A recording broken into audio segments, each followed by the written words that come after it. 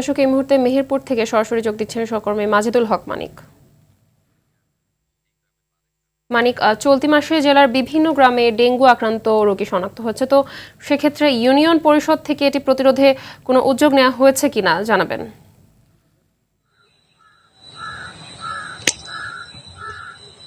আসলে আজকে যে বিষয়টি নিয়ে আমরা কথা বলতে চাই সেটি হচ্ছে যে এই যে ডেঙ্গু প্রতিরোধের যে ব্যবস্থাপনা আপনি যেটি বলছিলেন যে ইউনিয়ন পরিষদ থেকে ব্যবস্থা নেওয়া হয়েছে কিনা, আমি যেখানে দাঁড়িয়ে আছি এরকম যে সরকারি স্থাপনা থেকে শুরু করে ব্যক্তিগত প্রতিষ্ঠান, তারপরে বাসা বাড়ি আবাসিক এলাকা, যেখানে মানে সর্বত্রই কিন্তু মশা বিচরণের মতো যথেষ্ট অনুকূল পরিবেশ রয়েছে। আর আরেকটি বিষয় হচ্ছে যে যেটি না বললেই নয়, আমরা সবসময় যেটি বলছি যে ডেঙ্গু যে স্বচ্ছ পানিতে জমে থাকা পানিতে ডেঙ্গুর হচ্ছে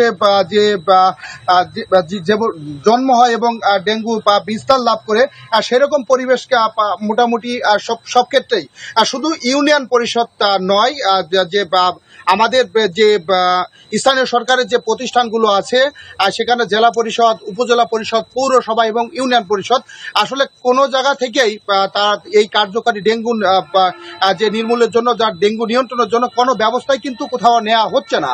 এর আগে আমরা কিন্তু দেখেছি যে এই সমস্ত প্রতিষ্ঠানগুলো ডেঙ্গু প্রতিরোধে যে তারা এবং ডেঙ্গু নিয়ন্ত্রণের জন্য যে ওষুধ স্প্রে করা, তারপরে পরিষ্কার পরিচ্ছন্নতা করা এবং জনসাধারণের সচেতনতা বাড়ানোর জন্য যে অ্যাওয়ারনেস ক্যাম্পেইন যেগুলো করে সবগুলোই আমরা কিন্তু এর আগে দেখেছি, কিন্তু এবার কিন্তু তেমন কিছুই দেখছি না। যার কারণে একটা পর্যায়ে শুধুমাত্র গাংনী উপজেলাতে ডেঙ্গুর যে অবস্থা, মানে ডেঙ্গুর যে প্রভাব ছিল, ডেঙ্গু আক্রান্ত রোগী পাওয়া গেছে, এখন কিন্তু সেটি সারা জেলায় পাওয়া যাচ্ছে। মেহেরপুর জেনারেল হাসপাতালে যেমনি ডেঙ্গু আক্রান্ত রোগী আসছেন, তেমনি মুজিবনগর উপজেলা স্বাস্থ্য কমপ্লেক্সেও কিন্তু ডেঙ্গু আক্রান্ত রোগী ভর্তি হচ্ছেন এবং তারা কিন্তু চিকিৎসা নিচ্ছেন। তাহলে বলাই যেতে পারে যে ডেঙ্গু গাংনী উপজেলা থেকে সারা জেলায় ছড়িয়ে পড়েছে। তবে ইউনিয়ন পরিষদ সহ সরকারি যে প্রতিষ্ঠানগুলো যারা ডেঙ্গু নিয়ন্ত্রণের জন্য কাজ করার কথা, তাদের একেবারেই আমরা কোনো কর্মকাণ্ড দেখিনি। যার কারণে জনসাধারণ এবং স্বাস্থ্য বিভাগের বিশেষ করে যারা এই